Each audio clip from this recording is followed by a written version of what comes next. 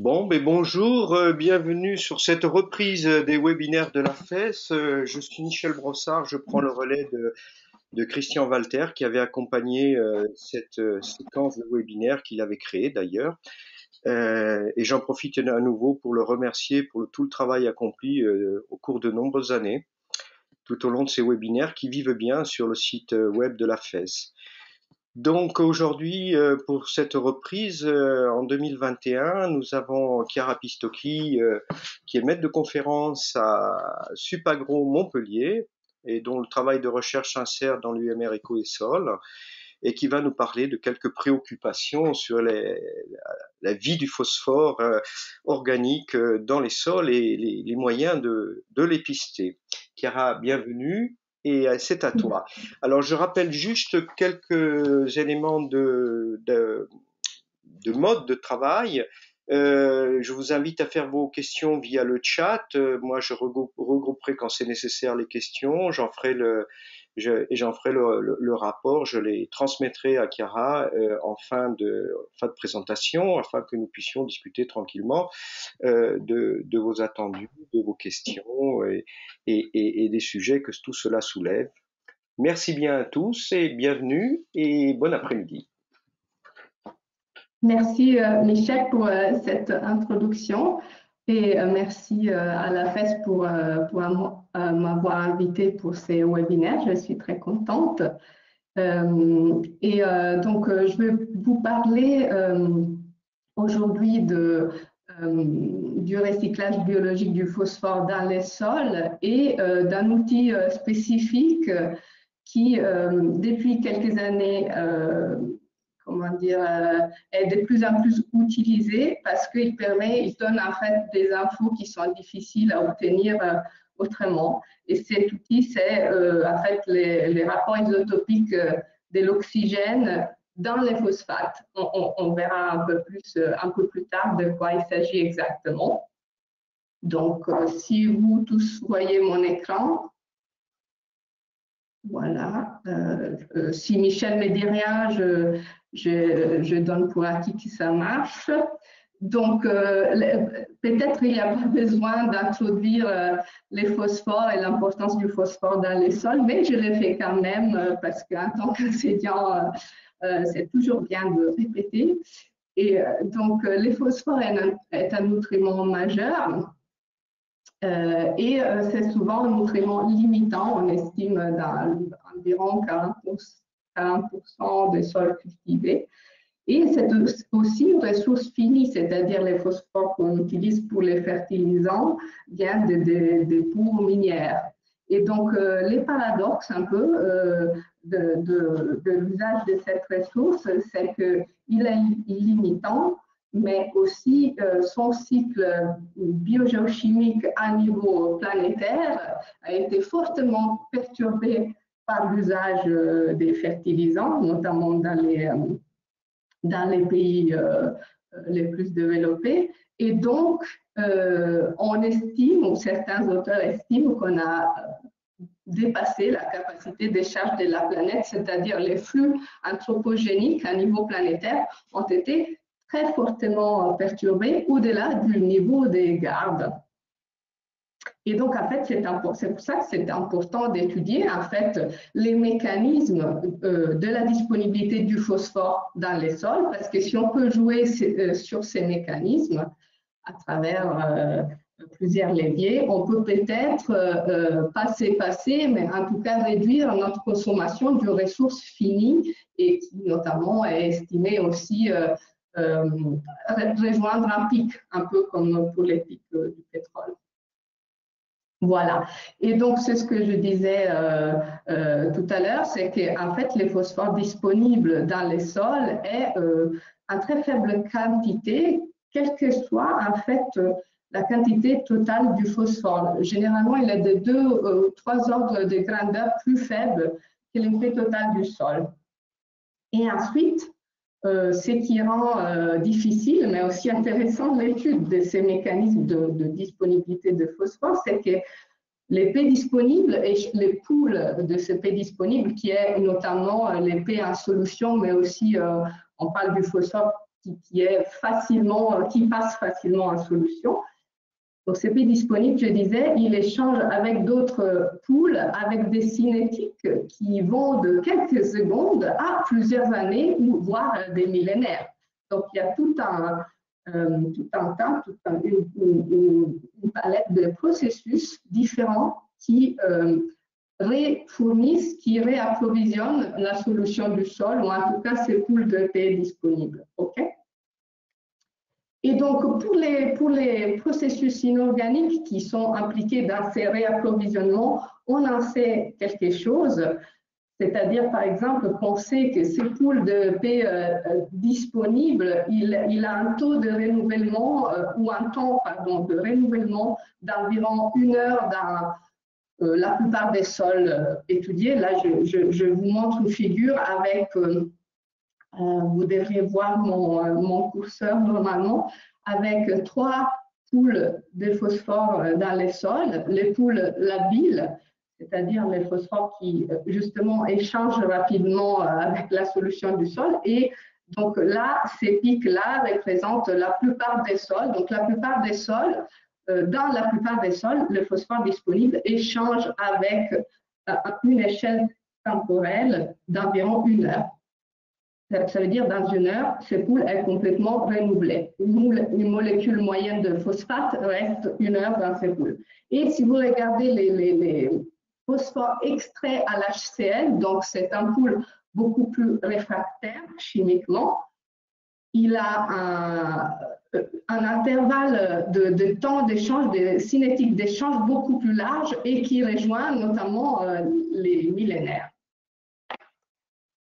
Pour les processus biologiques, donc ça c'est les poules inorganiques et qui échangent avec les poules du P disponible à travers des processus inorganiques, notamment désorption, adsorption ou solubilisation, précipitation. Pour les poules inorganiques, je disais, on a ces infos un peu générales et en tout cas c'est très récent. Pour les poules organiques, on en connaît encore moins. Donc là, je vous ai mis un schéma assez classique du cycle du phosphore dans les sols ou dans les systèmes de sol-plantes.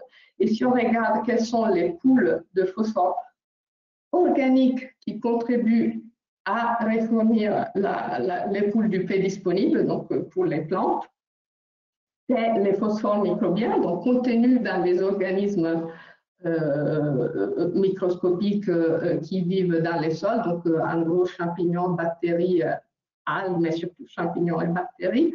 Et ces poules, on a tendance à penser que c'est un poule organique, mais il y a aussi du phosphore inorganique dans les cytoplasmes, etc.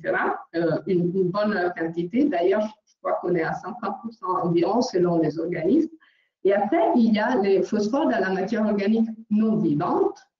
Donc, c'est celui qui est représenté par ces carrés-là et qui est souvent représenté par 2 sous-ensembles, les phosphores rapidement minéralisables et les phosphores minéralisables lentement. En réalité, c'est un continuum des formes différentes avec chacune son taux de minéralisation. Et donc, si on regarde cette fois-ci les processus donc, qui impliquent ces poules et qui réformissent le pool du P disponible, on peut en gros identifier deux processus. Les turnovers du P microbien, c'est-à-dire les taux de renouvellement du P microbien, qui dépend, lui, de plusieurs processus différents. J'ai listé ici l'effet flash, c'est-à-dire si les microbes sont sujets à des cycles, par exemple, de humidification ou séchage, réhumidification, séchage, ou bien freezing, thawing, je ne sais pas exactement en français, ou ça peut être de la sécrétion de phosphore, si le phosphore il est en excès, il n'est pas limitant, ou bien très important, ça peut être de la prédation. Donc, les prédateurs de bactéries, par exemple, comme les nématodes bactérivores ou les phages, contribuent au renouvellement en général des microbes et du phosphore microbien en particulier. Et après, on a aussi un flux extracellulaire, donc c'est-à-dire qui ne passe pas par les cellules vivantes, et c'est la minéralisation du phosphore organique mort, non vivant, via des enzymes extracellulaires qui sont sécrétées par les bactéries, les champignons, mais aussi en moindre partie par les plantes. Et c'est des enzymes donc hydrolytiques qu'on peut appeler phosphatases. Il y a plusieurs, c'est une famille, il y a plusieurs enzymes, on aura l'occasion d'en parler. Et donc, cette voie-là peut être indépendante de celle de la minéralisation du carbone. Et là, il y a toute la difficulté, en fait, d'estimer ces processus parce qu'il ne suffit pas d'estimer la minéralisation du carbone et ensuite, par stoichiométrie, en fait, de la matière organique, estimer la minéralisation du phosphore parce que les deux processus peuvent être découplés, non, séparés. Et donc, notamment si le phosphore est limitant, la minéralisation du phosphore peut être un rapport non stoichiométrique avec les rapports C sur P de la matière organique. Donc voilà, je vois il y a des questions dans les chats, mais donc Michel, tu es maître de ça, donc si jamais il y a une question fondamentale pour la poursuite, tu m'interromps, sinon je continue. Et donc selon les écosystèmes, la contribution relative des processus physico-chimiques et biologiques au réapprovisionnement du P disponible est différente. Donc selon si vous prenez une prairie ou une sol cultivé ou une forêt, en fait cette proportion varie largement et on peut avoir la situation, alors je suis obligée de déplacer ça, voilà. On peut avoir la situation par exemple, des prairies permanentes où là, vous voyez dans l'axe des ordonnées la quantité de phosphore qui contribue en termes de flux au pool de P disponible. Et vous voyez que dans les prairies permanentes, ça peut être très important. En gris, c'est les flux par processus physico-chimique, donc essentiellement les processus d'absorption-désorption entre solution et phase solide du sol. Et après, on a les sols arables où, par exemple, cette proportion est au contraire, c'est-à-dire que les processus physico-chimiques sont dominants. Et donc, pour étudier tout ça, en fait, cette étude-là, ça rassemble, en fait, ces données-là viennent tous des études avec des traceurs isotopiques, notamment dans ces cas radioactifs. Pourquoi? Parce que les phosphores, contrairement par exemple aux nitrates, c'est une molécule qui a une affinité pour la phase solide du sol et donc il s'absorbe très facilement. C'est d'ailleurs pour cette raison que le P disponible est un très faible rapport par rapport au P total. Et donc, les méthodes par différence, par exemple, entre un temps T final et un temps zéro, comme on les fait par exemple pour les nitrates pour mesurer la minéralisation, ne marchent pas avec les phosphores, sauf si on travaille avec un sol très très peu absorbant, comme un sol sableux. Sinon, normalement, les phosphores qui se forment, les phosphores inorganiques qui se forment par minéralisation, est assez rapidement absorbé. Et donc, l'autre raison importante pour l'usage des traceurs, c'est que souvent, dans les sols, il y a des flux à concentration constante. Donc, c'est-à-dire, il y a des échanges sans que les concentrations changent. Donc, si on mesure que les concentrations, on ne voit rien, on croit qu'il ne se passe rien, alors que peut-être il y a des échanges qui se passent sans peut-être en fait, sûrement. OK. Et donc, c'est pour ça que dans l'étude du cycle du phosphore, On utilise des traceurs, surtout justement pour avoir une idée, une estimation quantitative de ces flux entre les différents pools de phosphore du sol. Et traditionnellement, en fait, donc les phosphores, il n'a qu'un seul isotope stable, les 31P, et il a plusieurs isotopes radioactifs, dont le 33P et les 32P ont été beaucoup utilisés à partir, je dirais, des années 40 et sont encore utilisés. Et pour certaines raisons que je dirais peut-être à la fin, sont encore très utiles en fait. Récemment, il y a un autre outil isotopique qui est venu, qui est apparu en fait dans les études en sciences des sols, et c'est les rapports isotopiques de l'oxygène de la molécule de phosphate. Alors ici en bas, vous avez un phosphate. Il se trouve en fait que le phosphore, il est toujours associé à 4 atomes d'oxygène, même dans les molécules organiques où un de ces oxygènes, il est lié par un lien covalent à un carbone. Mais il y a toujours ces 4 oxygènes. Donc, en analogie avec l'oxygène de nitrate qu'on utilise aussi, on peut regarder l'oxygène de phosphate et en particulier les isotopes stables de l'oxygène, qui sont 3, mais on regarde que les 18 et les 16. Donc, les 16, c'est les plus abondants et les 18, c'est les moins abondants. Les 17, c'est les moins abondants, mais les 18, c'est celui qu'on utilise. Et donc, cela nous donne des informations, je vais détailler. D'ailleurs, c'est le but de cette présentation. Et donc, il faut savoir, juste pour, je ne veux pas rentrer dans les aspects techniques, mais il faut savoir qu'on mesure, on n'exprime pas la composition isotopique de l'oxygène en ratio entre oxygène lourd et oxygène léger, mais on utilise une notation qui s'appelle delta.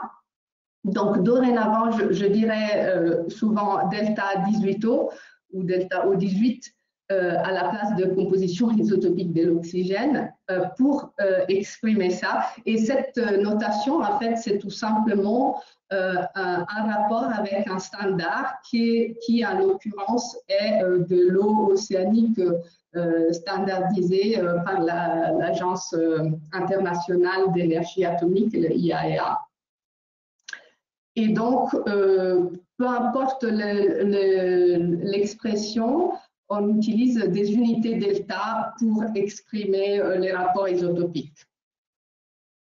Et juste pour vous montrer combien ça a monté dans les études en sciences du sol, l'approche avec cet outil, j'ai fait une rapide recherche sur Web of Science, avec des mots-clés que vous voyez là, et on voit assez bien qu'à partir, on dirait, des années 2010 environ, il y a eu une très forte augmentation des articles publiés dans les sciences du sol, parce que j'ai fait une restriction aux catégories sciences du sol, agronomie et sciences de l'environnement. Donc, il y a une augmentation assez forte des articles sur ces sujets. Alors, quelles sont les approches qu'on peut appliquer pour étudier les cycles biogéochimiques du phosphore via ces traceurs, en particulier l'oxygène 18, ou les delta oxygène 18. Il y a en gros, donc ça c'est une classification toute personnelle, mais donc il y a des études, des approches qui se basent sur des cinétiques d'échange. Donc, en gros, on suit l'échange entre un composé marqué et les sols ou la solution du sol. Et ça sert pour du court terme, donc des études qui visent à étudier les processus à court terme. Je ne montrerai pas d'exemple avec ça pour l'oxygène 18 parce que c'est surtout des études faites avec des minéraux dans des systèmes solutions aqueuses minérales. Donc, ça ne nous intéresse pas trop en termes d'interprétation du cycle du phosphore à niveau sol et sol plante. Après, il y a l'approche abondance naturelle, comme pour toutes les isotopes stables. Et cette approche fonctionne si les signatures des sources ou des processus diffèrent suffisamment, parce que contrairement aux isotopes plus petits, la différence des masses entre l'oxygène 16 et 18, ou en tout cas la molécule qui les contient, n'est pas si forte pour créer des forts fractionnements. Après, il y a des études avec incorporation des traceurs, donc des études de marquage dans des expériences d'incubation, donc un environnement contrôlé. Et donc là, je vous montrerai des exemples d'études. Et récemment, il y a aussi des études qui vont aller chercher dans ces cas-là, c'est des molécules marquées ensuite dans l'ADN avec une approche qui s'appelle Stable Isotope Probing, que peut-être certains d'entre vous connaissez, mais qui n'est pas ma spécialité, donc je ne traiterai pas de cette approche. Et enfin, il y a des études de marquage in situ. À ma connaissance, pour l'instant, il n'y a rien de publié, mais ça existe et bientôt, je crois, on va voir quelque chose qui sortira. Et donc, les exemples que je vais détailler dans ma présentation, c'est surtout donc, des études des séquences type chronoséquence ou une séquence sur un gradient pluviométrique. Et comme je disais, l'incorporation des expériences en conditions contrôlées par marquage, avec deux exemples que je vais détailler un peu plus longtemps. D'abord, avant de passer à cet exemple d'application, je voulais détailler pourquoi, en fait, c'est intéressant de regarder ces delta O18. En fait, généralement, dans les conditions de pression et température atmosphérique, ou en tout cas de la plupart des écosystèmes terrestres et aquatiques, ces ratios isotopiques n'est pas altérés par des processus physico-chimiques. Donc, par exemple, l'absorption-désorption sur une phase solide ne modifie pas ou bien modifie ces ratios, mais que transitoirement. Donc, à l'équilibre, il n'y a pas de fractionnement lié à des processus physico-chimiques. Donc, les delta O18 restent les mêmes. Si le phosphore, par exemple, si un phosphate en solution est absorbé sur, par exemple, un minéral. Alors que, au contraire, certains processus biologiques entraînent en fait un échange entre l'oxygène qui est dans la molécule des phosphates, donc je ne vois plus mon curseur, voilà, il est là, et l'oxygène de l'eau. Et il y a en particulier deux processus qui sont responsables de ces échanges, et c'est des réactions enzymatiques. Donc, les premiers processus, c'est les métabolismes internes aux cellules du phosphate. Ces processus-là entraînent un échange de 4 molécules d'oxygène et on suppose, en général les études sont faites sans cellules mais avec les enzymes pures, on suppose que l'enzyme dominant et qui produit cet effet isotopique, qui est un équilibre isotopique, c'est la pyrophosphatase. Okay? Mais ça, c'est peu important. Ce qui est important, c'est de savoir que ça, c'est les métabolismes internes au phosphore induit cet échange avec l'oxygène de l'eau. L'autre processus qui nous intéresse, donc le deuxième processus, c'est l'hydrolyse du phosphore organique via les phosphatases, donc via ces enzymes qui font la minéralisation du phosphore. Donc ça nous intéresse beaucoup. Donc, il y en a plusieurs, il y a les phosphomonoestérases, les phytases, les phosphodieestérases, etc. Mais ce qui est important, c'est que cela entraîne l'incorporation d'un oxygène dans la molécule de phosphate. Et cette incorporation, en fait, dépend si on a affaire avec un phosphomonoester, c'est-à-dire avec un seul lien avec une molécule organique, ou un phosphodieester, donc avec deux liens. Mais ça, c'est peu important. Ce qu'il faut retenir, en fait, c'est que tous ces processus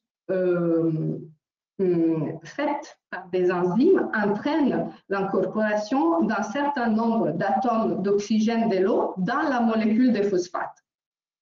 Donc ça, c'est intéressant parce qu'en fait, si on marque l'eau, donc, si on rajoute à notre système qui peut être un sol ou un sol plus plante, je ne crois pas que ça a été fait jusqu'à maintenant, mais en tout cas dans du sol, si on marque l'eau, par exemple avec l'atome O18, donc on enrichit l'eau en oxygène 18 par rapport à l'eau normale, on crée un signal isotopique qu'on peut ensuite détecter dans les phosphates. Et on va rechercher les phosphates qui nous intéressent. Notamment ici, donc j'ai fait un schéma très simplifié. Donc, admettons que l'eau est marquée.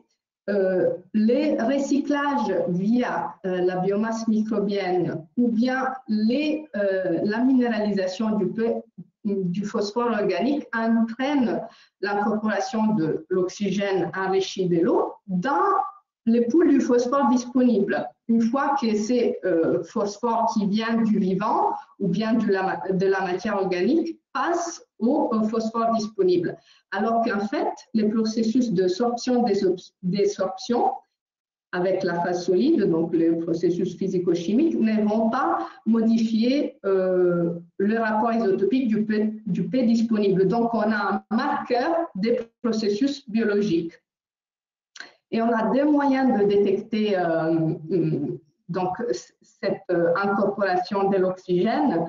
On a des équations empiriques qui décrivent les processus, en fait, la signature attendue avec les processus que je viens de citer.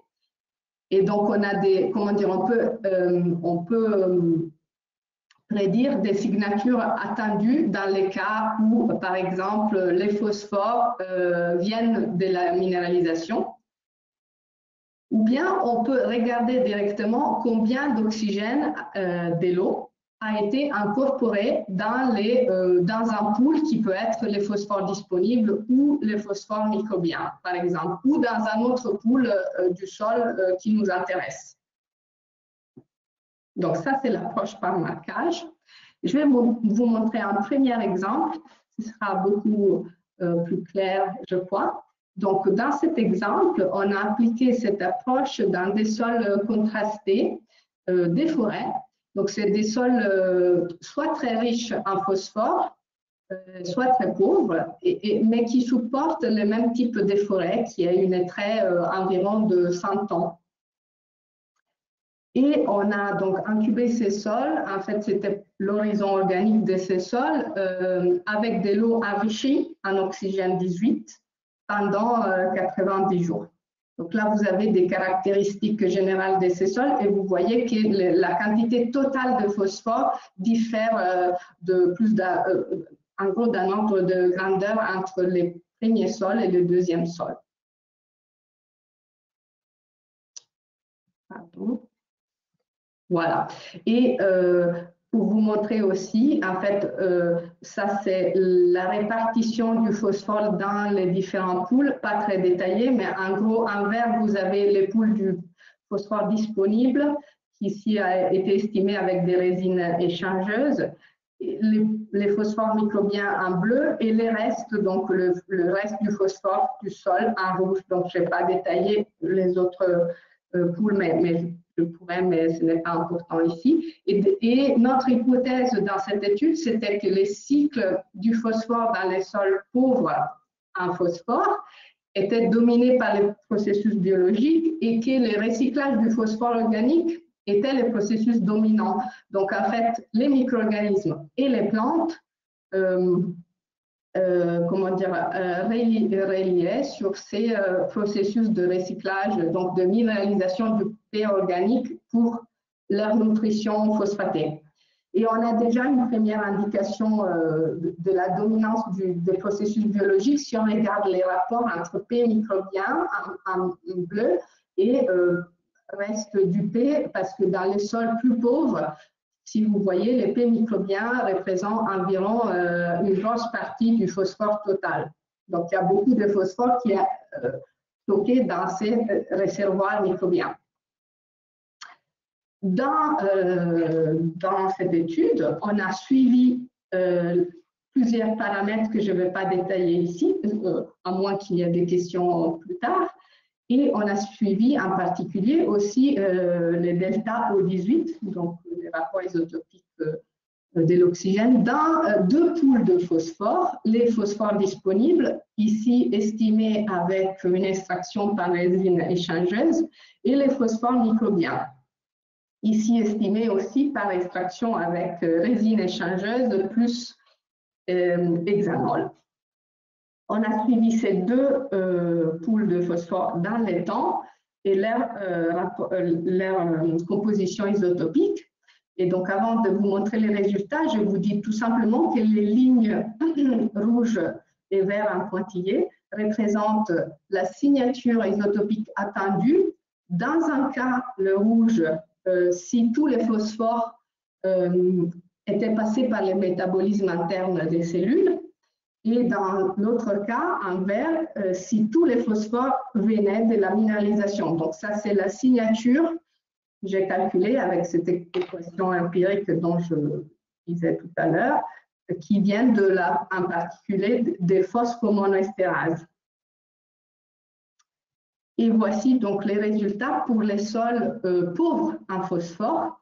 Donc, on voit plusieurs choses.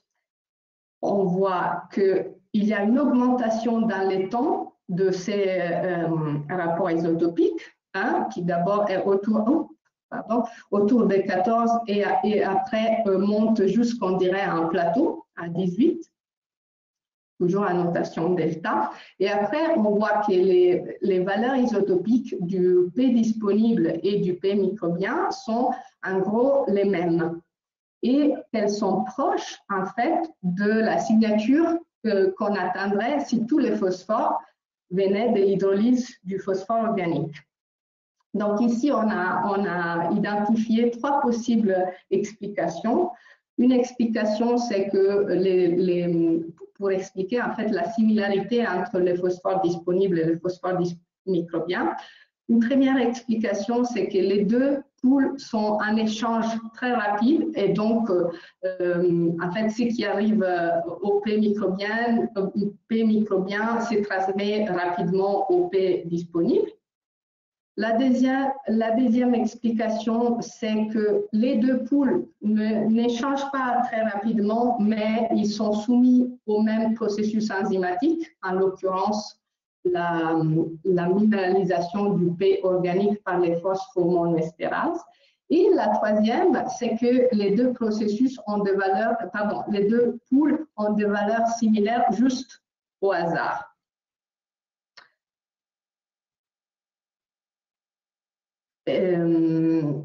En parallèle à cette étude-là, on avait fait aussi une étude avec le P33, donc traçage avec un traceur radioactif du phosphore. Et on avait vu en fait qu'il n'y avait pas une évidente échange, surtout entre les P microbiens et les P disponibles, c'est-à-dire l'évidence qu'on avait eue, c'était que les P microbiens absorbaient beaucoup, mais ne libéraient pas grand-chose. Donc, cela nous a plutôt indiqué que probablement les deux poules sont sujets au même processus, mais qui ne sont pas en échange très rapide, parce que dans un sol et ça fait du sens parce que dans un sol très pauvre en P, les phosphores microbiens, donc les microbes, mettent en place toute une série de stratégies pour acquérir les phosphores et ne les libèrent pas très facilement. Et donc, en fait, si on se base sur cette explication-là et on fait un calcul, un simple bilan des masses en utilisant la signature isotopique, on voit qu'au bout de 90 jours durée de l'incubation, en fait, 80% du P disponible, donc là j'ai enlevé les points ronds qui représentent les P microbiens. Donc je disais 80% du phosphore disponible est issu de l'hydrolyse des molécules de phosphore organique. Et donc ça confirmait notre hypothèse initiale que les phosphores, la solution du sol et les phosphores disponibles étaient réapprovisionnés principalement par le biais de la minéralisation du phosphore organique. Et donc, dans ces sols-là, il y a un fort recyclage du phosphore organique. Le taux de recyclage du phosphore organique est probablement très élevé pour permettre justement de la nutrition phosphatée des plantes et des microbes. Et cette estimation-là est en accord avec les estimations qu'on avait faites par les 33P. Donc, ça, c'était confortant. Si on regarde les sols très riches en phosphore, en fait, on voit une image assez différente. Voilà, c'est ce qu'on voit. Donc, les carrés, c'est les phosphores disponibles et les ronds, c'est toujours les phosphores microbiens. On voit ici que les phosphores, la signature, donc la composition isotopique du phosphore disponible est toujours très proche du signal qu'on s'attendrait si tous les phosphores venaient du métabolisme interne aux cellules, donc en fait si tous les phosphores venaient de micro-organismes. Mais le P microbien lui-même, il n'a pas une signature de ce type-là, mais constamment plus faible. Donc là, ça nous a posé pas mal comment dire, ça a été un peu un dilemme pour l'interprétation. D'autant plus qu'en fait, avec le traçage au 33P, on voyait que les processus physico-chimiques d'absorption-désorption étaient dominants. Mais là, j'ai mis avec les croix bleues, ici, les valeurs isotopiques du phosphore absorbé, qui est en fait plus faible et donc n'explique pas les valeurs isotopiques qu'on a observées dans les phosphores disponibles. Donc, voici notre explication. Donc, d'abord, oui, avant de parler des explications possibles, je voulais vous montrer tout simplement l'oxygène incorporé, donc ce qu'on appelle les taux d'incorporation d'oxygène, c'est-à-dire la quantité d'oxygène qui passe de l'eau enrichie au phosphore, soit phosphore microbien, soit phosphore disponible. Et on voit effectivement qu'au bout de 90 jours, là, sur l'axe des abscisses, il y a toujours les jours après marquage. Les phosphores disponibles est toujours indiqué par des carrés. Donc, au bout de 90 jours, on a échangé presque 100% de l'oxygène des molécules de phosphate qui sont dans ces poules de phosphore disponibles. Donc, ça veut dire qu'il y a un processus enzymatique qui a échangé 100% des oxygènes. Et ces processus, c'est seulement, en fait, celui drivé par la pyrophosphatase et donc par des processus internes, parce que la pyrophosphatase n'existe pas trop en état libre dans les sols. Donc, notre hypothèse, notre explication possible, qui est une question ouverte, c'est qu'une partie des microbes libère constamment du phosphore et contribue par des mécanismes qu'on ne connaît pas encore. Ça peut être de la prédation, ça peut être d'autres processus, et contribue au renouvellement du phosphore disponible. Et une autre partie, au contraire, ne contribue pas. Et comme on extrait en fait, nous, un pool de phosphore microbien qui peut comprendre des organismes morts ou des organismes en dormance, on voit dans la composition isotopique de ces poules quelque chose d'intermédiaire qui ne rend pas compte en fait de la partie qui est vraiment active. L'autre explication possible, c'est qu'il y a des artefacts qui sont en place lors de l'extraction, par exemple. Je ne détaille pas ça là maintenant, mais s'il y a des questions, on peut en parler. Nous, sans doute, on est plutôt pour la première explication, surtout parce que dans cette expérience-là, on a pas mal checké pour des artefacts, donc on a fait pas mal de tests pour exclure cette possibilité. Et donc, notre interprétation finale, c'est qu'en fait, selon l'état physiologique des différents micro-organismes et des différentes communautés dans les sols, on a soit un échange avec les milieux extérieurs différents, donc par exemple, qui peut impliquer des transporteurs qui vont dans les deux sens, comme les transporteurs non spécifiques. Et il y a aussi, donc selon l'état physiologique des micro-organismes, il y a aussi des processus internes à la cellule qui se traduisent par une signature isotopique qui peut être différente. Là aussi, je ne détaille pas plus, mais c'est, disons, une piste qui s'ouvre pour l'étude de l'état physiologique des micro-organismes à travers cet outil isotopique. Donc, pour résumer sur cette expérience-là, elle nous indique qu'en fait, cet outil Delta 18O contribue à l'identification des processus biologiques dominants. Hein, et dans les cas de ces deux sols contrastés, dans les sols pauvres, effectivement, la minéralisation est le processus qui est dominant et qui réapprovisionne la solution du sol par la majorité. Dans les sols riches en P, en fait, il semblerait que c'est plutôt les turnover du phosphore microbien, donc les taux de renouvellement du phosphore microbien, qui semblerait être dominant. Peut-être parce que, justement, on n'a pas les mêmes états physiologiques des communautés. L'incorporation de l'oxygène de l'eau nous donne une idée, en fait, de ces taux de renouvellement et qui est dû au processus biologique. Et enfin, les delta 18O du phosphore microbien, comme je l'ai dit, dépendraient de l'état physiologique des cellules et il est difficile à interpréter si on analyse que le phosphore microbien bulk, parce que là-dedans, il y a tout. Et en plus, on n'extrait pas tout aussi, il faut dire ça. Il y a toujours une partie qui n'est pas extraite et donc pas analysée. Donc, le deuxième exemple que je vous montre avec cette approche par marquage rajoute une couche, disons, de complexité à ce qu'on a vu tout à l'heure, parce qu'ici, on rajoute un organisme, les vers de terre, donc, qui fait partie de la macrofaune, et qui interagit avec les microbes. Et notamment, il interagit, ça c'est connu, en augmentant souvent la disponibilité de plusieurs nutriments, le phosphore, l'azote, etc.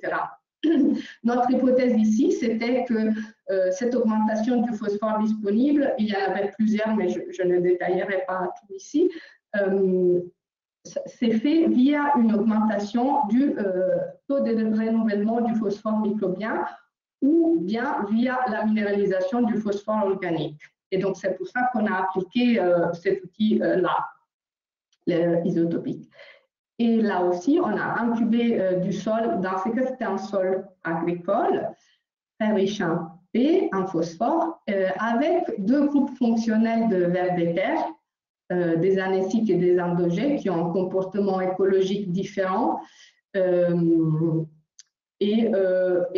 fait, qui étaient représentés par 2 ou 3 espèces par groupe fonctionnel. Et ce projet a été mené en fait en collaboration à l'Écotron et parallèlement à notre grosse expérience dans des macrocosmes menés justement par les équipes de l'Écotron de Montpellier.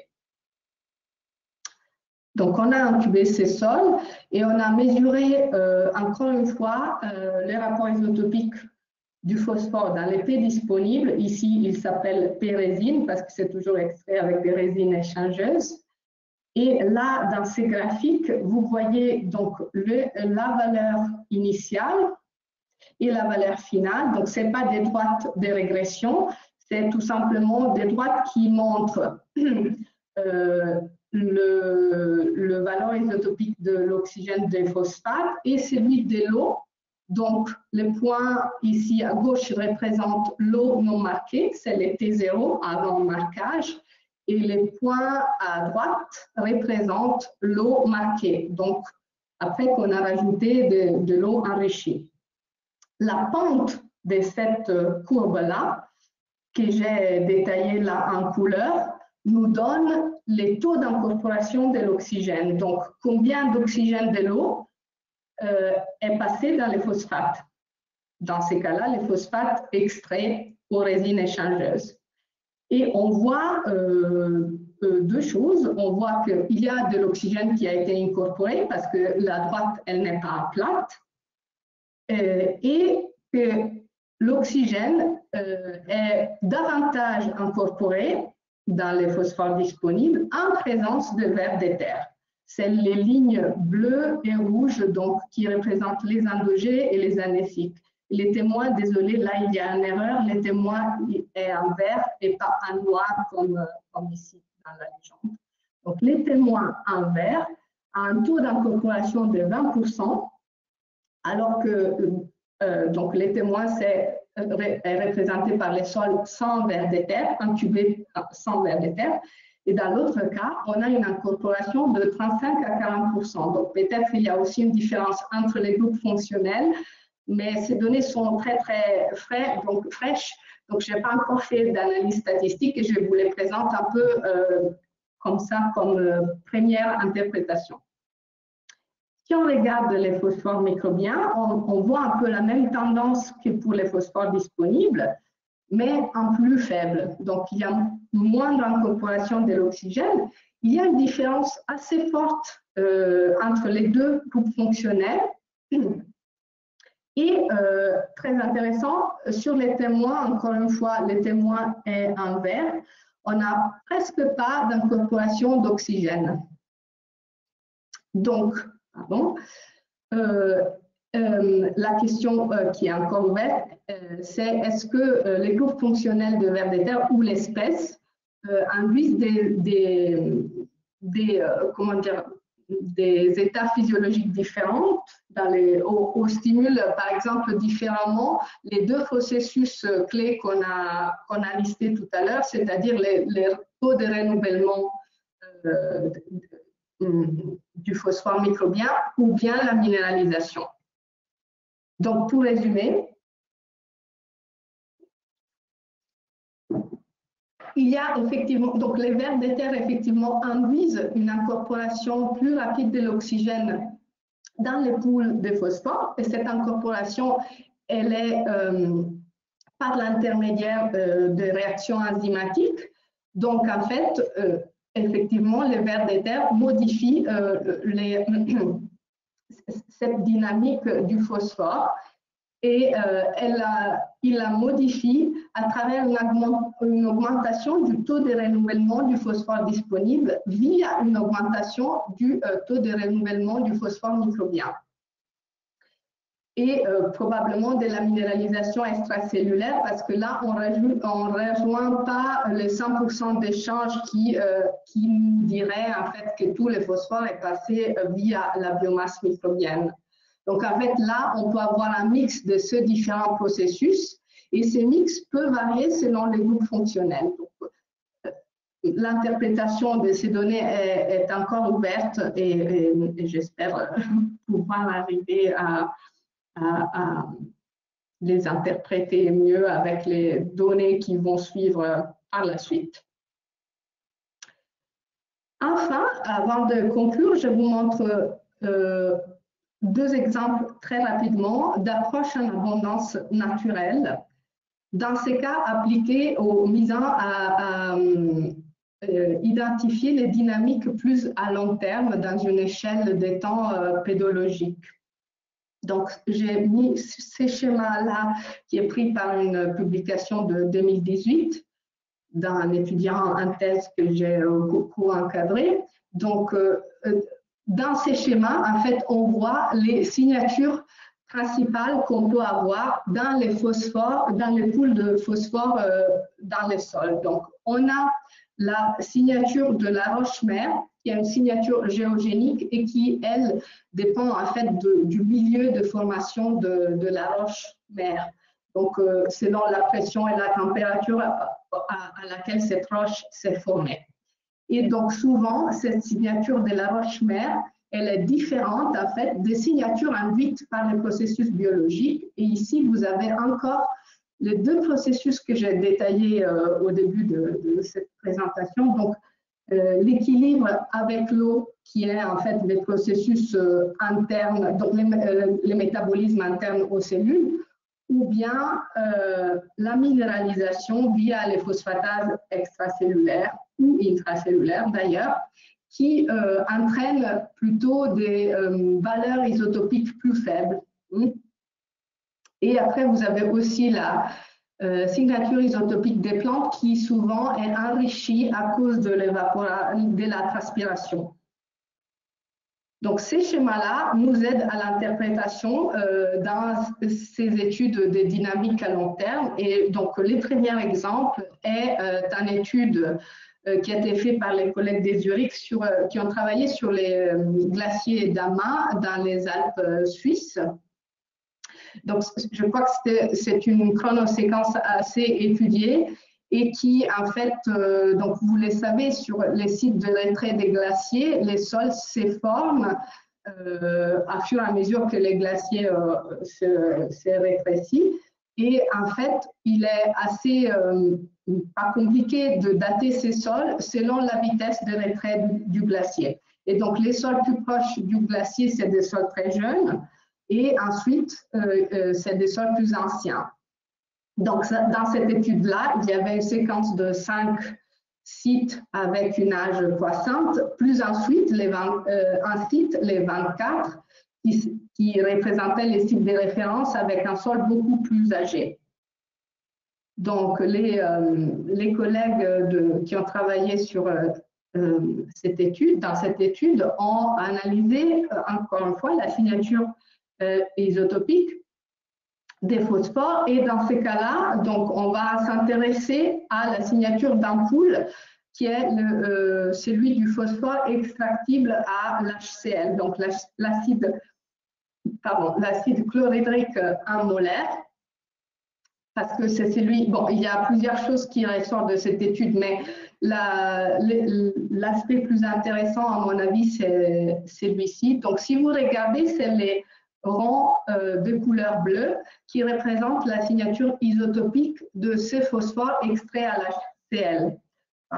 Ces phosphores extraits à l'HCl, il est censé en fait représenter les phosphores qui sont associés au calcium dans des minéraux comme l'apatite, par exemple, donc des minéraux très faiblement solubles en milieu neutre, des minéraux primaires ou secondaires, en tout cas, mais donc solubles en milieu acide. Okay? Donc, si on regarde cette figure-là, où dans les axes des abscisses, on a l'âge du sol qui va de presque 0 à 150 et plus de 3000 ans dans les cas du site de référence, le site 24, on voit bien que la signature des sols très jeunes, donc environ jusqu'à l'âge de 125 ans, est très faible et visiblement, en fait, ici, il n'y a pas l'info, mais je vous la donne, elle est pratiquement identique à la signature de l'apatite primaire analysée, trouvée dans ces sols. Et donc, ensuite, dans les sites de référence, les ronds bleus se trouvent dans cette carré vert qui représente la fenêtre à l'équilibre, c'est-à-dire la signature du recyclage biologique. Donc ça, c'est assez intéressant parce qu'il nous dit en fait que tant que le sol est jeune, c'est ce qu'on s'attendait. L'apatite garde en fait la signature de la roche-mère, donc c'est des minéraux primaires, en gros, qu'on voit ici. Et après 3000 ans environ, il n'y a plus d'apatite primaire parce que cette signature-là de l'apatite primaire, elle est perdue. Donc, qu'est-ce qui s'est passé? L'apatite primaire, elle a été dissoute à fur et à mesure avec le temps et la baisse du pH aussi de ce sol. Et elle est passée par, en fait, les organismes vivants.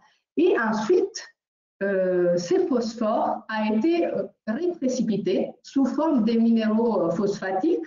Ça peut être, il y a des tonnes de minéraux, de phosphate de calcium qui se forment. Et donc ça, c'est en fait la première évidence à ma connaissance directe, en fait que les phosphores de type apatitique, même si ce n'est pas de l'apatite, disons, primaire, peut être complètement recyclé après un certain nombre d'années de développement de sol. Donc, cela nous donne l'importance du recyclage biologique, même pour un pool très réfractaire comme celui extrait à l'HCl. Un autre exemple, avant de conclure, c'est une autre séquence, cette fois-ci sur un gradient pluviométrique de aride à humide. Et peut-être quelqu'un d'entre vous connaît cette séquence qui est la séquence Koala. Donc, dans ces cas-là, ce n'est pas l'âge du sol qui change, mais c'est plutôt les degrés de dégradation. On est sur un gradient d'altération, en fait, de faible dans le sol aride à forte dans les sols humides. Ces sols-là se sont formés sur une coulée de lave de 150 000 ans, de lave basaltique. Donc, en gros, ils ont le même âge et ils se sont formés sur la même roche-mère. Ce qui est différent, c'est la pluviométrie parce qu'il y a un gradient altitudinal. Et donc, je vous montre la même figure que tout à l'heure pour les glaciers d'Ama, sauf que dans l'axe des abscisses, il y a la précipitation annuelle moyenne plutôt que l'âge du sol. Et là, on se concentre encore une fois sur les phosphores extraits à l'HCl. Et on voit un peu quelque chose de similaire, sauf que là, l'interprétation est différente. Donc, les sols plus arides, donc avec une pluviométrie moyenne qui se situe autour de, je crois, 300 mm par an, conserve ces poules dans ces sols, conserve la signature de l'apatite géogénique, donc de l'apatite primaire. Ou bien, donc il est un peu entre les deux. Donc là, ici, vous avez un pointillé, la signature de la roche-mère. Ensuite, si on remonte dans ces gradients, cette signature est complètement perdue et on se situe très proche, voire en dessus de la fenêtre en fait, de l'équilibre, c'est-à-dire le rapport isotopique attendu en cas de complet recyclage biologique.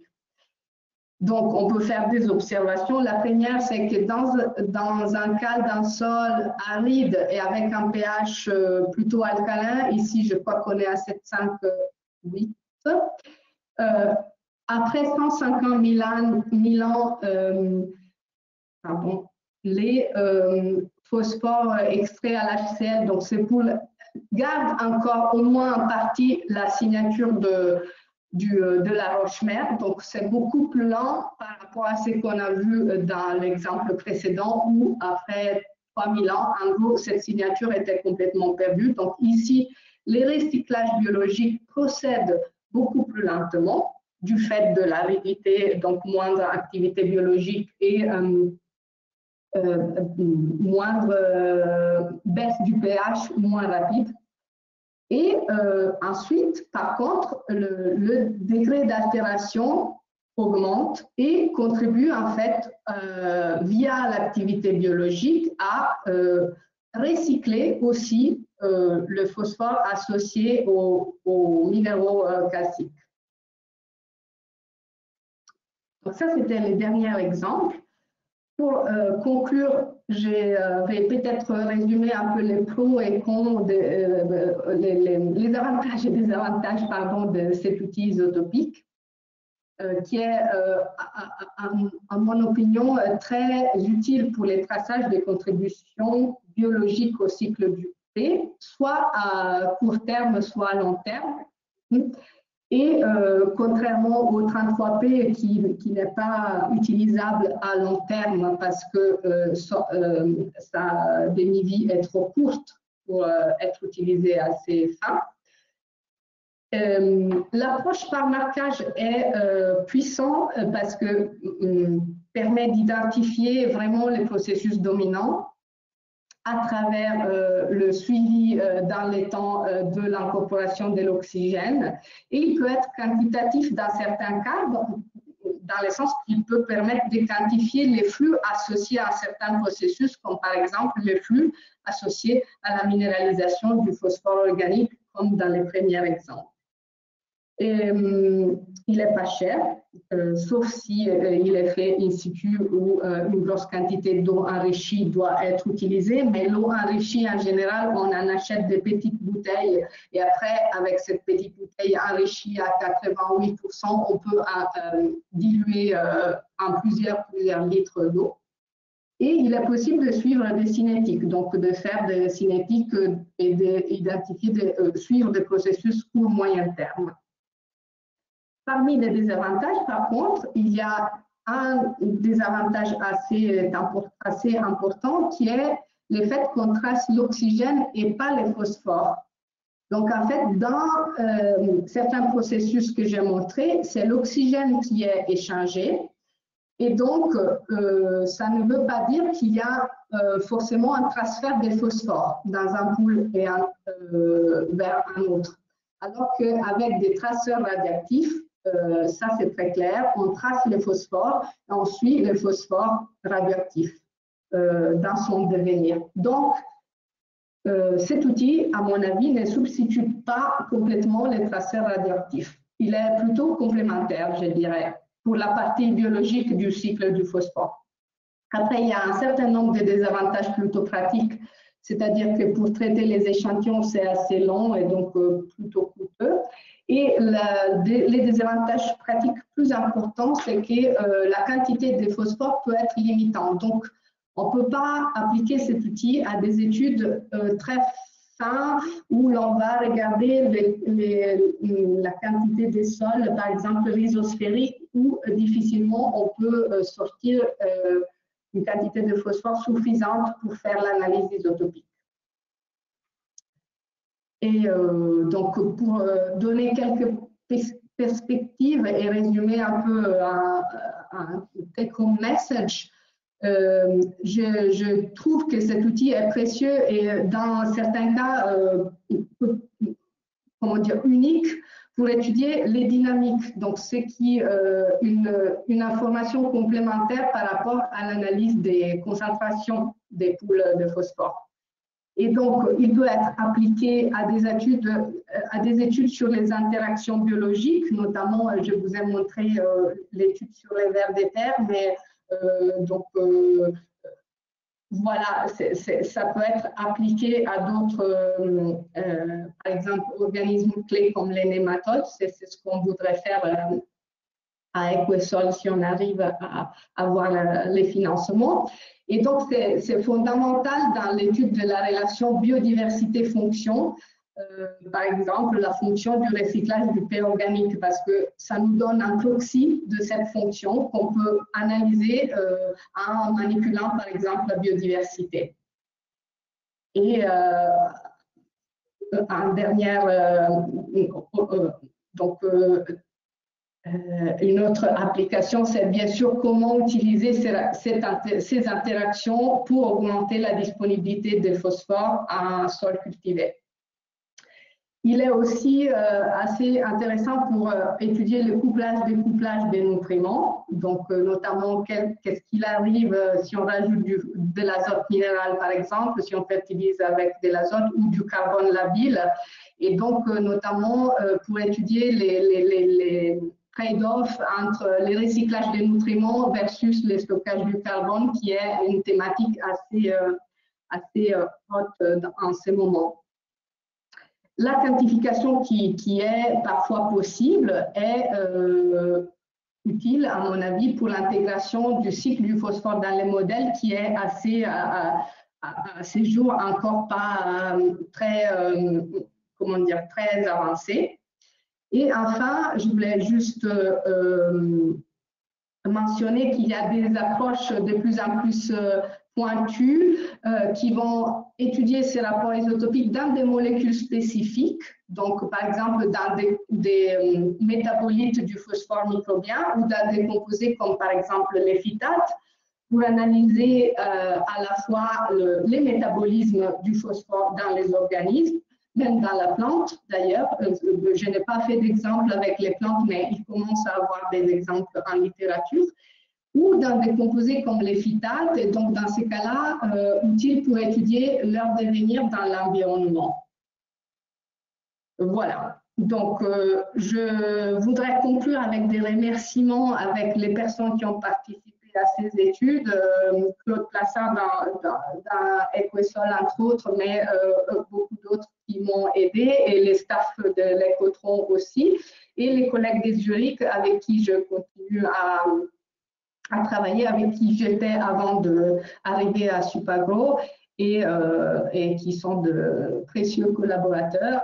Et enfin, je vous remercie à vous pour votre écoute et pour vos questions auxquelles je suis prête à répondre si je connais la réponse. Merci. Merci Chiara pour cet exposé fort instructif, et pour certains d'entre nous qui avons fait il y a déjà des années et des années en arrière des travaux sur le phosphore, ça ouvre des perspectives tout à fait intéressantes.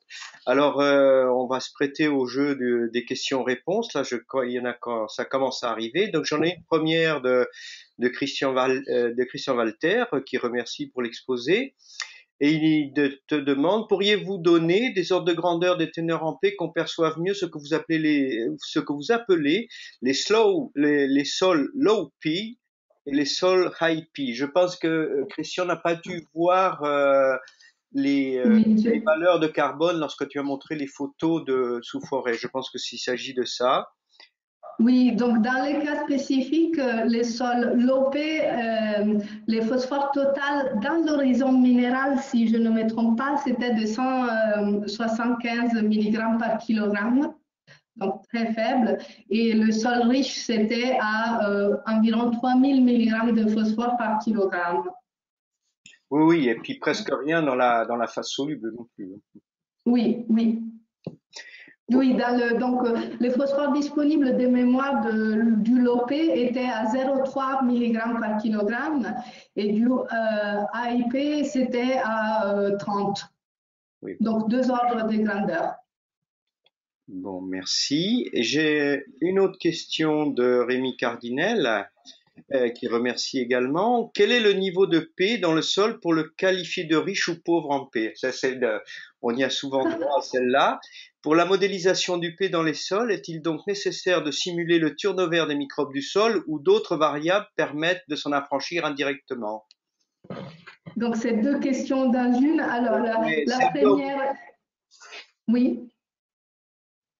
En fait, la première, je n'ai pas une réponse précise à cette première question. Je dirais que quand on est en dessous de 200 mg de phosphore par kilogramme, on est dans un sol très pauvre, et un sol riche, on est autour de 1800, mais peut-être il y a quelqu'un dans le public qui a des valeurs plus précises. Ça dépend aussi de l'écosystème qui se développe sur ces sols. Il y a des sols très pauvres, vraiment très pauvres, qui ont quelques dizaines de milligrammes de phosphore par kilogramme, mais je ne saurais pas donner une seuil. Oui, mais je pourrais rajouter un petit point à la Jean-Claude Fardeau, hein, qui disait nous, on est pauvres et la reine d'Angleterre est riche. Et en réalité, c'est des excroissances de langage que l'on a adoptées et qui sont fausses.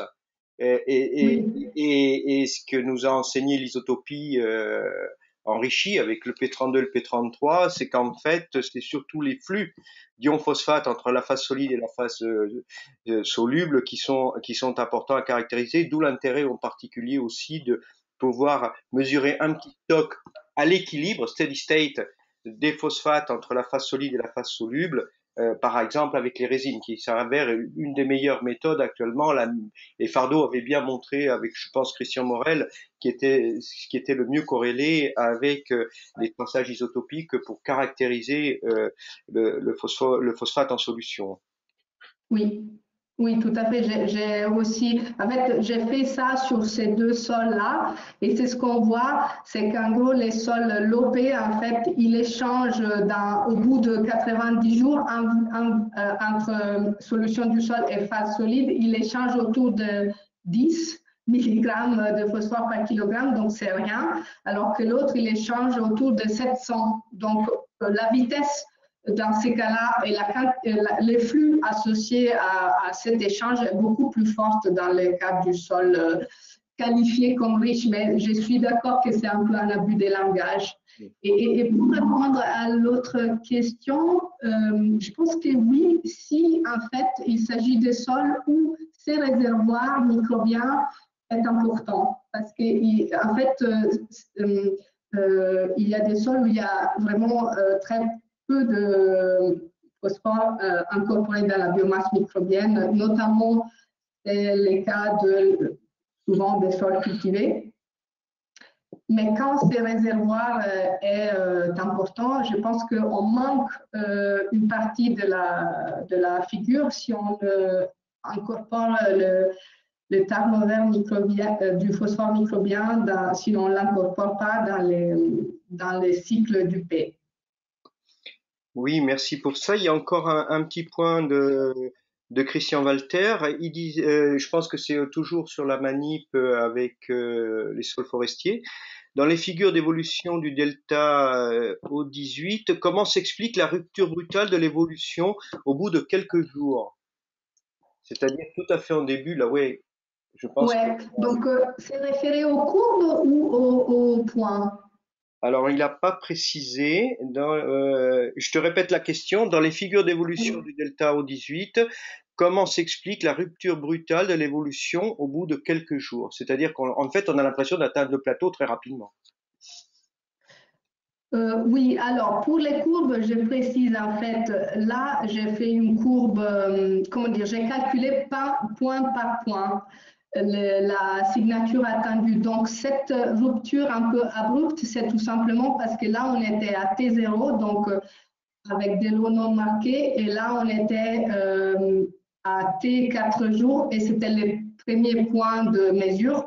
Donc il y a cet angle-là et ensuite la courbe monte légèrement parce que l'eau évapore légèrement et quand l'eau évapore, ça s'enrichit en isotope, l'eau qui reste s'enrichit en isotope lourd.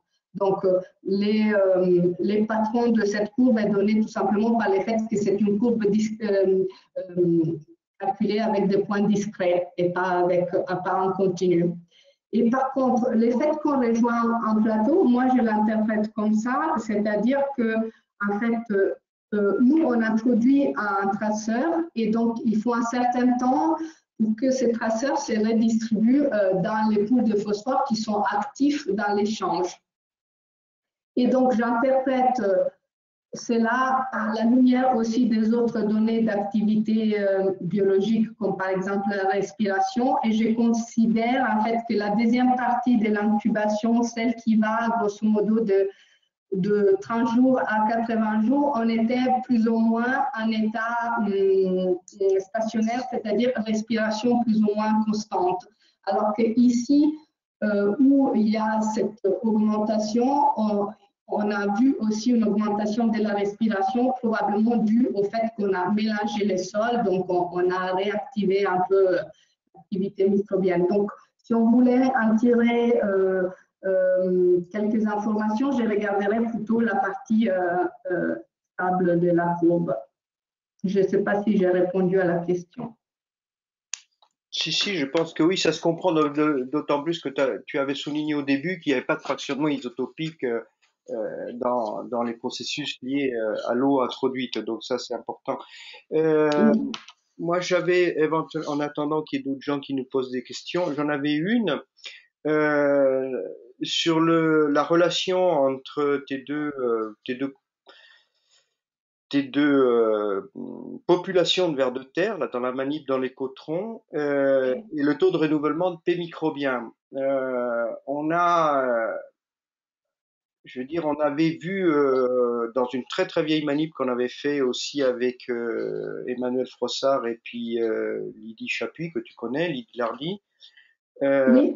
on avait vu bouger très très rapidement les choses et ensuite se stabiliser par l'analyse isotopique au P32 avec des cinétiques de dilution isotopique dans les turricules de vers de terre. Et en réalité, on n'avait pas été plus loin parce qu'à l'époque, justement, on n'avait pas du tout pensé à cet outil. Peut-être que d'autres y avaient pensé à l'époque, mais on n'avait pas. Et on s'était posé la question de réorganisation au cours du tractus intestinal, du rôle des phosphatases libres dans ce tractus intestinal de ces vers, et peut-être sans doute aussi de la matière organique qui était hydrolysée par le ver de terre lui-même. Donc le fait de comparer les endogés et les anéciques, c'était très intéressant. Donc du coup, comment tu vois maintenant la suite de ces manips? Parce que on a un certain background sur l'effet global des vers de terre, mais pour toucher, faire la part entre ce qui va être des phosphatases, du réellement de la partie stricte endogée du travail de la digestion du ver de terre lorsqu'il ingère des débris ou qu'il ingère carrément du sol, ça va être comment tu vois ça? Oui, effectivement, ce que je n'ai pas spécifié dans cette expérience-là, les vers de terre étaient dans une boîte avec du sol. Donc, en gros, ils ont ingéré tous les sols qui étaient dans la boîte. Et il n'y avait pas de différenciation entre les ressources qu'ils ingéraient, c'est-à-dire, en gros, les anéciques, ils n'avaient pas des détritus végétaux qui pouvaient bouffer. Donc, en fait, ce qui serait intéressant, comme tu dis, c'est de faire une expérience un peu plus peut-être en mésocosme, où effectivement il y ait cette composante source, parce qu'on peut faire l'hypothèse que les détritus végétaux ont une signature isotopique tout à fait différente de la matière organique du sol. D'ailleurs, ça a été mesuré sur un certain nombre d'échantillons. Et donc, en fait, on peut peut-être faire l'hypothèse que la signature résultante du phosphore recyclé soit différente. Et donc, je verrais bien une étude voilà, un peu plus en mésocosme avec peut-être de la matière organique marquée et ou en tout cas marquage plutôt les détritus végétaux marqués parce que ça c'est possible de faire pousser des plantes par exemple en hydroponique avec du phosphore enrichi et effectivement voir si cela s'est traduit dans des signatures différentes dans les poules de phosphore qui nous intéressent, les phosphores disponibles notamment. Ça serait une piste. Oui. Mais il y en a d'autres sans doute. Oui, non, je pense qu'il y a beaucoup de choses. Et est-ce que dans ce cas, tu t'affranchirais je dirais, de la caractérisation, enfin, de la caractéristique du sol, c'est-à-dire que tu aurais plutôt tendance à prendre un sol qui pose pas trop de problèmes en termes de pouvoir fixateur, ou est-ce que justement, pour montrer le rôle de la matière organique et du phosphore organique, tu t'intéresserais plutôt à un sol très fixateur? Oui, alors dans ces cas-là, effectivement, il y a toujours un équilibre à faire entre moi, en fait, je serais pour choisir la deuxième option, c'est-à-dire un sol fixateur où c'est possible que les processus de recyclage biologique aient un poids plus important. Comment dire, l'autre les désavantages de ça, c'est qu'en fait, c'est plus compliqué de traiter les échantillons pour faire l'analyse isotopique.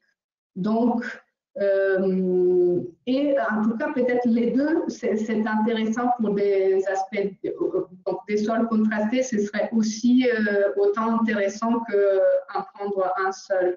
Et ça donnerait peut-être voilà, une information comme pour l'étude avec les sols contrastés. Mais quand on a un sol pauvre ou fixateur, il y a des difficultés méthodologiques à prendre en compte pour appliquer cet outil-là. Ok, merci, c'est tout à fait intéressant. Je vois pas d'autres questions pour l'instant, juste un point de prospective et te remercier d'avoir fait le pont avec la pédogénèse. Ça a été et de rappeler un certain nombre de toposéquences là historiques, je dirais. Il y a peut-être un point qu'on pourrait aussi sur lequel on pourrait peut-être travailler, c'est de se poser la question. Finalement, la fertilisation minérale est datée. On sait quand est-ce qu'elle a commencé de façon massive, en tout cas en Europe et aux États-Unis. Donc, est-ce qu'on pourrait imaginer d'avoir le raisonnement qu'on a lorsqu'on étudie des toposéquences au niveau pédogénétique et qu'on voit comment se transforment un certain nombre de minéraux, et essayer de voir quel a pu être ces apports massifs de phosphate en général, y compris de phosphate naturel, sur nos sols là d'Europe de l'Ouest, dans ton pays ou en France, en Suisse ou ailleurs, sur les caractéristiques de ça et qui permettrait via cette approche avec le delta P, le delta O18, de mieux voir ce qui a pu se produire et quelles ont été les transformations. Les transformations de la signature de la Roche-Mère sont très intéressantes. Et est-ce qu'à un moment donné, on modifie aussi cette signature maintenant dans des sols hyper fertilisés par rapport à des sols qui ne l'ont pas été, à condition qu'on puisse comparer ces sols-là. Enfin bon, il y a peut-être des questions à pousser là-dedans, justement pour boucler sur ce que tu disais tout à fait au début en introduction, à savoir on est sur une ressource finie, puis il faudra bien qu'on comprenne comment mieux la gérer. Oui, alors, oui, merci pour ces commentaires que je partage. Et oui, je pense que nous, dans les pays qui ont beaucoup fertilisé, effectivement, on doit se poser la question. Ce n'est pas peut-être le cas pour les pays qui n'ont pas eu l'accès historiquement aux fertilisants et qui ont des sols très pauvres et qui auront probablement besoin justement des ressources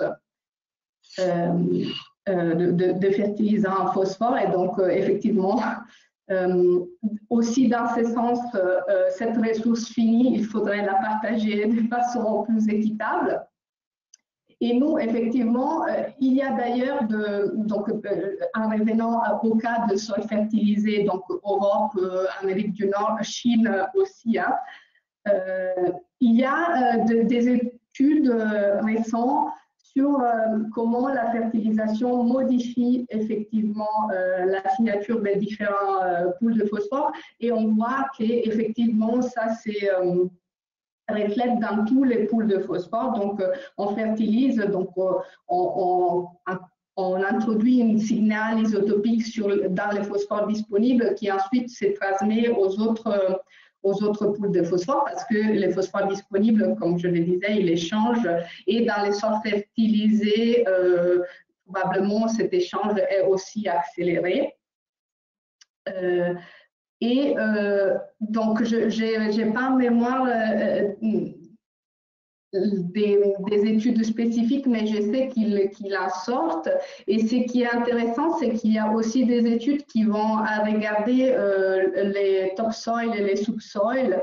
donc le sol, les horizons profonds, et qui en fait, donc c'est des études très très récentes, 2020-2021, il faut encore que je regarde. Et donc oui, tout à fait, c'est intéressant de regarder ces aspects-là en appliquant ces outils, ces outils à une abondance naturelle, parce que les fertilisants ont une signature assez distincte normalement qu'il faut caractériser au préalable du phosphore du sol. Et d'ailleurs, ce qui est intéressant, c'est qu'on peut utiliser justement cet outil pour tracer les processus biologiques qui libèrent du phosphore à partir du phosphore organique, et peut-être avoir une indication des mécanismes ou des leviers qu'on peut utiliser pour augmenter ce recyclage biologique. Et donc taper dans cette ressource ce qu'on appelle le legacy P, qui est soit du phosphore inorganique, soit du phosphore organique. Ok, bon, je vois qu'il n'y a pas d'autres questions qui arrivent. On va conclure là. Merci Chiara, encore une fois pour ce bel exposé. Merci à vous. Juste une information, bon, on va essayer de maintenir un bon rythme à nouveau sur les webinaires. Normalement, nous devons en avoir un en juin. On vous informera en temps voulu. Je voulais vous demander de nous excuser. On a eu un problème d'information, de divulgation de cet exposé. Il y a eu des soucis sur la boîte mail qui envoyait l'annonce. On avait fait l'annonce, je pense que presque 15 jours à l'avance, et elle n'est pas partie et on s'en est pas aperçu tout de suite. Donc veuillez nous en excuser. On va essayer d'éviter ça la prochaine fois. Bonne soirée à tous et à bientôt. Bonne soirée et merci encore.